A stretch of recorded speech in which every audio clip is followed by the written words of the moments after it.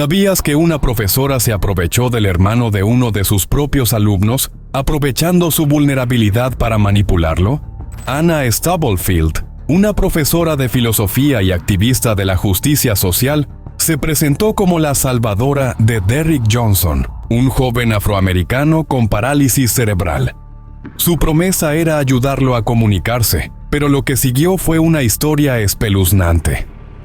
Este caso ha desatado un debate feroz sobre el consentimiento en personas con discapacidades cognitivas, además de cuestionar la dinámica de poder entre la mujer y un hombre en situación de vulnerabilidad. ¿Cómo se define el consentimiento cuando la persona no puede expresarse de forma convencional?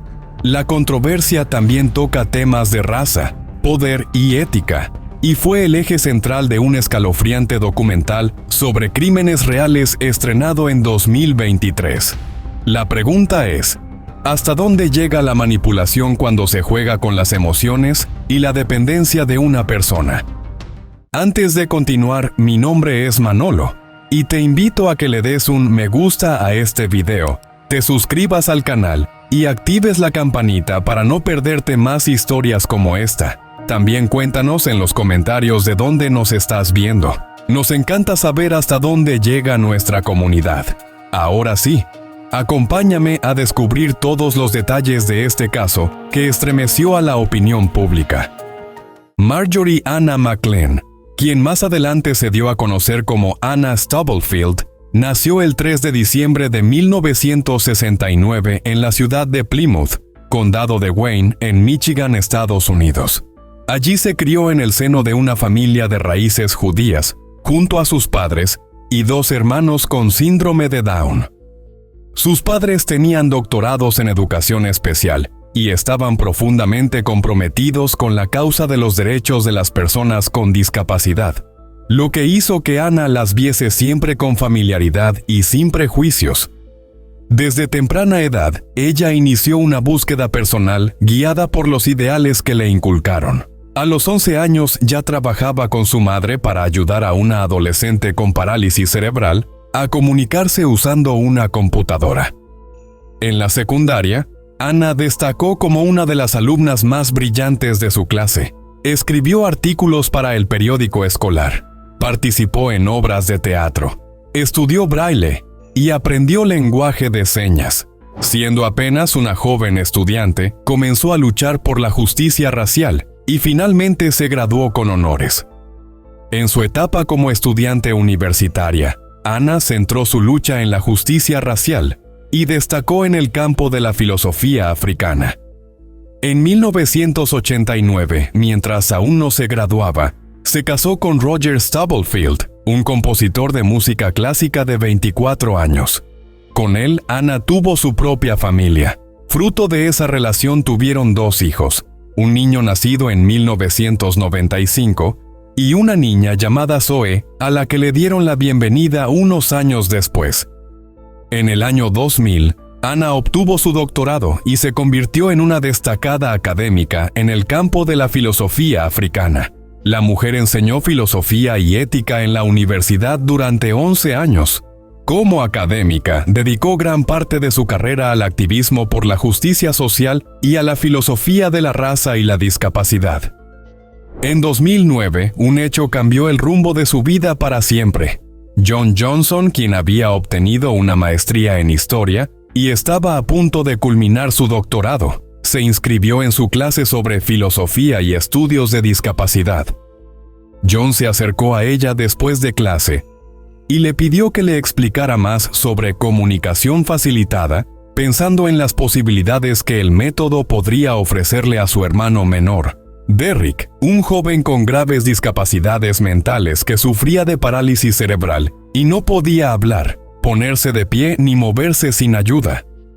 Anna le explicó que la técnica de comunicación facilitada implica que una persona estabiliza la mano de la persona con discapacidad y dificultades motrices, sosteniendo su brazo o su mano, para que pueda teclear en un dispositivo y así comunicarse. Se supone que el facilitador no interfiere. Su rol es evitar que los espasmos impidan a la persona alcanzar la tecla específica. Fue así como, después de conversar también con Daisy Johnson, la madre de Derrick, Anna se ofreció a ayudarlo con sus habilidades comunicativas, pues estaba convencida de que mediante esa controvertida técnica podría lograr desbloquear el potencial oculto del joven de 28 años. Sobre Derrick se sabe que nació alrededor de 1981 y que sufrió convulsiones cuando era apenas un bebé. Posteriormente le diagnosticaron parálisis cerebral no verbal e hidrocefalia. El padre abandonó a la familia poco después y Daisy se vio empujada a criar a sus hijos como madre soltera. Cada día era un desafío, pero ella no se daba por vencida. Derrick sufría de espasmos y, como ya hemos mencionado, su condición le impedía comer, vestirse o caminar solo. Además, debía usar pañales y dependía por completo de sus cuidadores. Por su discapacidad intelectual, se consideró que Derrick era incompetente para manejar sus propios asuntos, por lo que su madre y su hermano John fueron nombrados sus tutores legales. Pese al apoyo de su familia, durante el día, Derrick asistía a un programa para adultos que le ayudó a aprender a caminar, además de acoplarse a las actividades cotidianas de su familia, desde los servicios religiosos hasta excursiones a la playa. Sin embargo, Anna creía que su cerebro estaba atrapado detrás de su parálisis y que solo necesitaba una forma alternativa al lenguaje oral para compartir su inteligencia. Así que comenzó a trabajar con él y su familia utilizando la comunicación facilitada, lo que le permitiría a Derrick señalar letras, imágenes u objetos en un teclado o un tablero, con ella como facilitadora. Al principio, las visitas eran supervisadas y tanto Daisy como John participaban en las sesiones. Sin embargo, luego comenzaron a hacerse cada 2 semanas en la oficina de Anna en el campus. Rápidamente, los encuentros se hicieron cada vez más frecuentes. Durante los siguientes 2 años, Anna se reunía con Derrick tanto en su oficina como en su casa, durante periodos cada vez más largos, sin que nadie más lo vigilara o cuidara. Ella declaró que se había logrado comunicar con él y determinar que tenía una inteligencia normal. Según Anna, él era capaz de comunicarse mediante el método de mecanografía, y estaba interesado en leer, escribir y aprender. Incluso pudo asistir a clases de literatura afroamericana y escribir ensayos con el apoyo de ella como facilitadora. Derrick supuestamente pasó de tener la capacidad mental de un niño pequeño a hablar en conferencias en las que era presentado como un caso exitoso de la comunicación facilitada.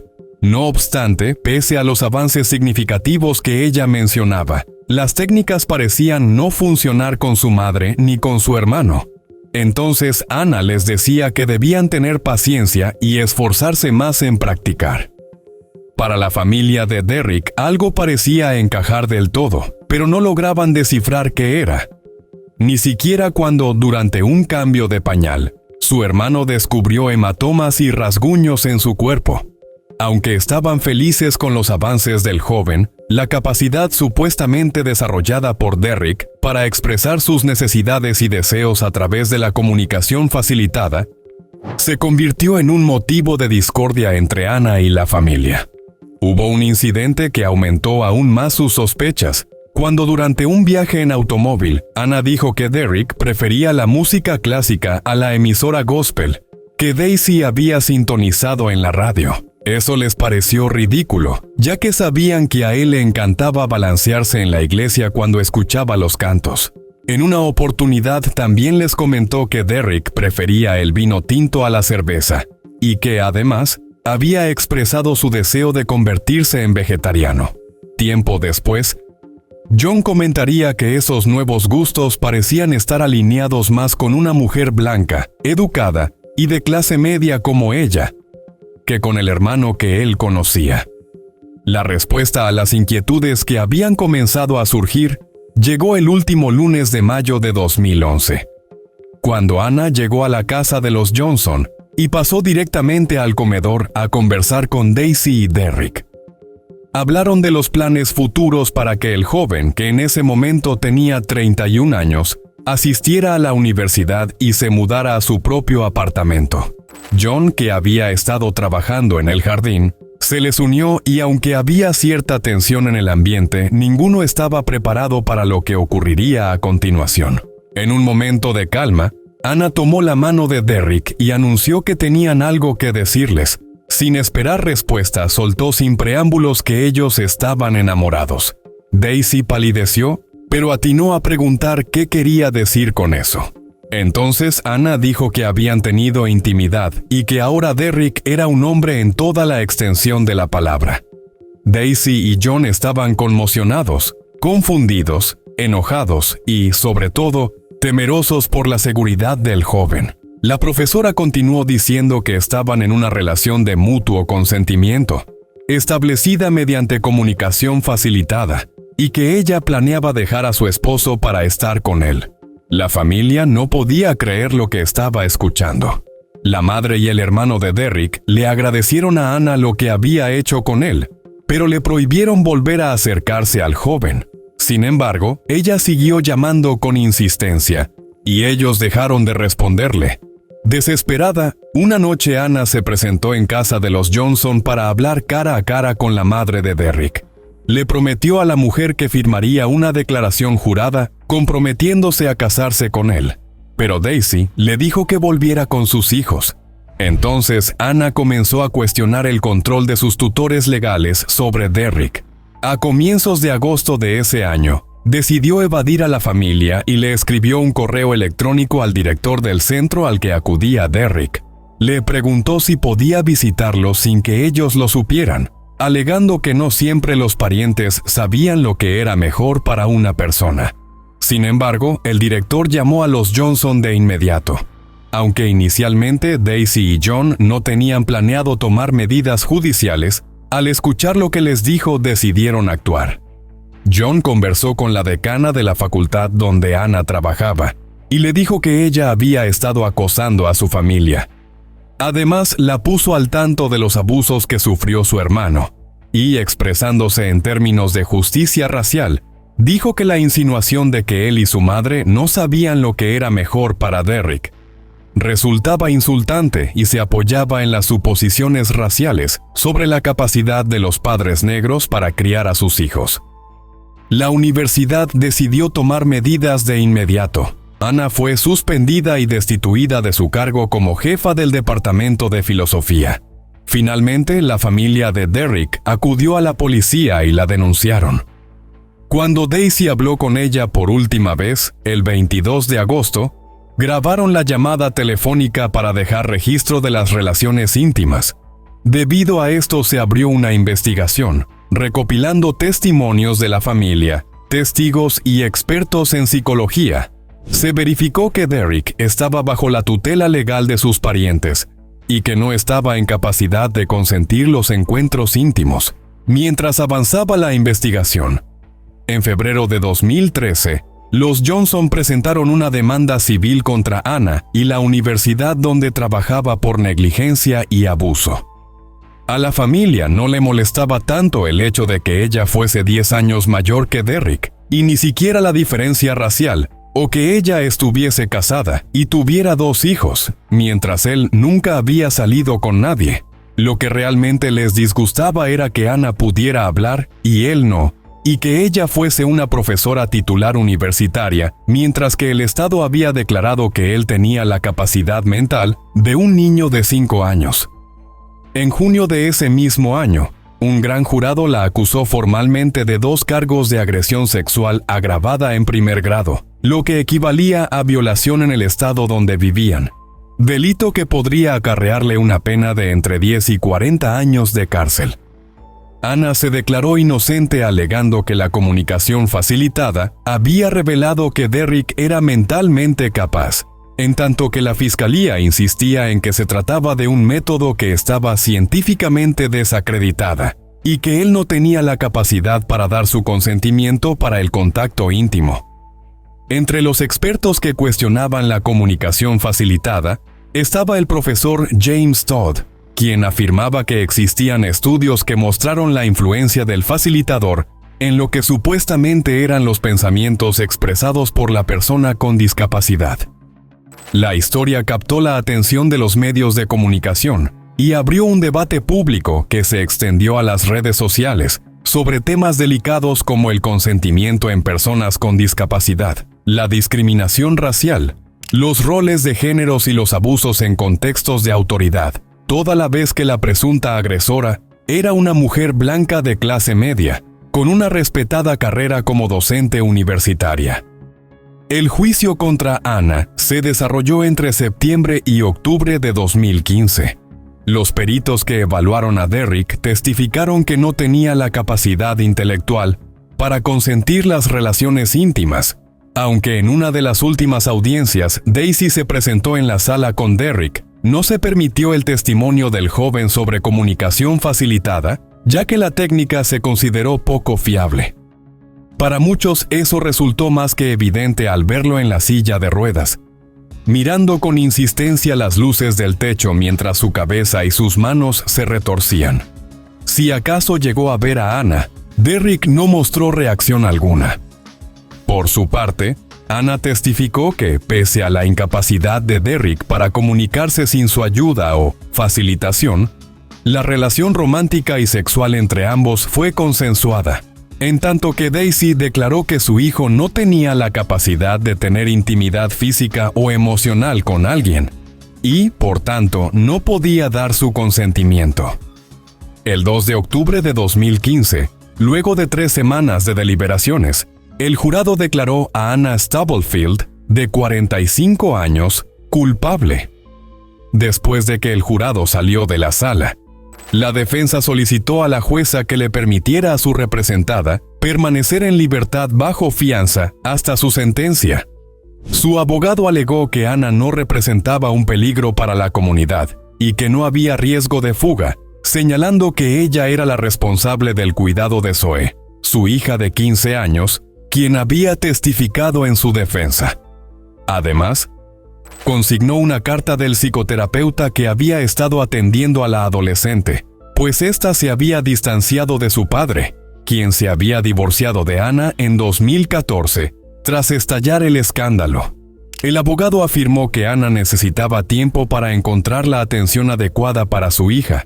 De igual modo, expresó que todos coincidían en que había sido un caso muy inusual, y que su defendida simplemente se había enamorado y que no tenía antecedentes penales ni de conducta sexual inapropiada.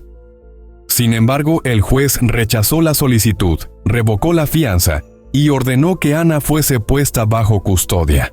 Señaló que una cosa era ser acusado y otra ser condenado no por uno, sino por 2 delitos de primer grado, enfatizando que, contrario a lo que argumentaba la defensa, el riesgo de fuga era grande. Sandra intentó acercarse a su hija, que seguía llorando después de escuchar la sentencia, pero los alguaciles se lo impidieron. Luego, un agente le puso a Anna las esposas a la espalda, y mientras ella pedía entre lágrimas que por favor cuidaran a su hija, fue escoltada hasta una celda de detención. Su abogado anunció que apelaría el fallo de inmediato. Por su parte, el fiscal que llevó el caso declaró que Anna era un miembro confiable y respetado de la comunidad universitaria que utilizó su cargo para abusar de Derrick. Expresó que lo que ella hizo no solo fue criminal, sino cruel, pues conociendo la desesperación de las familias de personas con discapacidad por encontrar alguna esperanza, engañó a la familia del chico haciéndoles creer que estaba progresando. Finalmente, el 9 de noviembre, se llevó a cabo la audiencia de sentencia, en la cual el juez anunció que Anna, de 45 años, fue sentenciada a 12 años de prisión por cada delito, los cuales cumpliría de forma recurrente e inmediatamente fue enviada a una cárcel de mujeres. Un mes después, en diciembre de 2015, Anna escribió desde la cárcel una carta dirigida al juez pidiendo clemencia. En el manuscrito de 5 páginas relató los antecedentes de su historia de amor con Derrick. Habló del profundo compromiso de sus padres con los derechos de las personas con discapacidad y cómo eso la llevó a abrazar esa causa desde pequeña.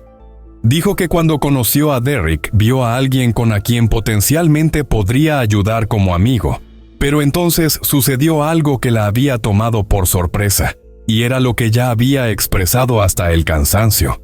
Se habían enamorado.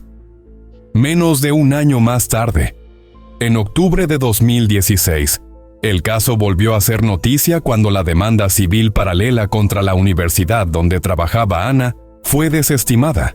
Eso sí, la demanda civil en contra de Anna sí fue aceptada y la familia Johnson recibió una indemnización de $4 millones. Pero en un giro inesperado, el 9 de junio de 2017, la Corte de Apelaciones revocó la condena de Anna por la presunta vulneración de sus derechos. El tribunal también dictaminó que debería tener un nuevo juicio con un nuevo juez, por considerar que el de primera instancia cometió un error al no permitir a la defensa presentar evidencia y el testimonio de expertos sobre comunicación facilitada. Los preparativos para ese juicio estaban en marcha cuando, en marzo de 2018, sorpresivamente ella aceptó un acuerdo de culpabilidad con la fiscalía. Un mes después, Anna se declaró culpable del cargo menor de contacto sexual criminal agravado en tercer grado. Fue sentenciada a tiempo cumplido, 22 meses, y a libertad condicional de por vida. Además, fue registrada como delincuente sexual. Según los registros, Anna salió de la cárcel y no volvió a tener contacto con Derrick y se mantuvo de bajo perfil. No obstante, su pasado siguió persiguiéndola. Debido a su condena, quedó inhabilitada de por vida para dar clases, así que al ser excarcelada consiguió empleo como camarera en un restaurante. Sin embargo, un año después la despidieron debido a la publicidad que rodeó su acuerdo con la fiscalía. Entonces empezó a trabajar a tiempo parcial desde casa, aunque se desconoce a qué se dedicaba. Tal como ella misma afirmó más adelante, había perdido la brillante carrera académica que antes la definía. Por su parte, a sus más de 40 años, Derrick siguió viviendo con Daisy, asistiendo a diario a una guardería para adultos donde recibía terapia y realizaba ejercicios de comunicación. Los fines de semana pasaba tiempo con John, quien pudo terminar su doctorado, y con el resto de su familia, pero todavía enfrentaba las secuelas de la agresión. En una declaración emitida el mismo año en que Anna fue liberada, la Asociación Estadounidense del Habla, el Lenguaje y la Audición calificó el método como una técnica desacreditada, añadiendo que existe amplia evidencia científica que indica que los mensajes son creados por el facilitador y no por la persona con discapacidad. Aunque durante el juicio la discusión se había centrado en las posiciones enfrentadas de quienes defendían y quienes desacreditaban este método, más allá de eso, la inquietante historia de Anna y Derrick había capturado la atención del director y documentalista Nick August Perna, cuyo equipo ya había estado capturando escenas del juicio desde las gradas. Nick se encargó de dirigir el documental Tell Them You Love Me, traducido como Diles que me amas, que desde su estreno exclusivo el viernes 14 de junio de 2024 en Netflix, se convirtió en uno de los programas más comentados de la plataforma de streaming. Las promociones del documental lo describían como escandaloso, pues si bien al principio tenía un enfoque ligeramente desapasionado, con los protagonistas apegándose a sus versiones de los hechos, más adelante profundizaba en temas más complejos sobre los prejuicios arraigados en la sociedad. Anna participó en el proyecto, presentando su versión de la poco convencional historia de amor, que, según su testimonio, fue lo que hubo entre ella y Derrick. Según la versión de Anna, desde hacía tiempo tenía problemas con su esposo, y había intentado abandonarlo. Además, dio detalles de los encuentros íntimos con Derrick, señalando que después de un primer intento fallido en su habitación, finalmente lo lograron en el piso de su oficina. Aunque apareció brevemente hacia el final del documental, Derrick no pudo dar su testimonio, pero su familia habló por él. Daisy y John hablaron del impactante momento en el que Anna les dijo que estaban enamorados y les contó de sus contactos íntimos, lo que ellos no dudaron en calificar como una agresión sexual. La perturbadora historia de Anna y Derek expuso la necesidad de establecer protecciones estrictas para personas con discapacidades, reconociendo su vulnerabilidad sin minimizarlas, y, a su vez, resalta los sesgos que implican los prejuicios raciales, de género y de discapacidad al momento de impartir justicia. Pero sobre todo, el caso es un crudo recordatorio de que el consentimiento debe ser inequívoco e independiente, y se mantiene como un precedente que fortalece debates sobre la ética y los derechos humanos. En última instancia, el caso exige mayor escrutinio a figuras de autoridad, en contextos de vulnerabilidad, y la exigencia de evidencia científica en intervenciones terapéuticas. Y con esto cerramos este caso, que no solo nos deja una enseñanza crucial sobre la justicia, sino también sobre la necesidad de un cambio real en nuestra forma de abordar la vulnerabilidad humana. Les agradezco por tomarse el tiempo de escuchar y reflexionar junto a mí. Si les ha gustado este análisis, no olviden dejar un me gusta y compartir sus opiniones. Nos veremos en el próximo caso, donde continuaremos desentrañando la complejidad de nuestra sociedad. Ahora tengo una última pregunta. ¿Desde dónde nos están escuchando? Me encantaría saberlo. Hasta la próxima.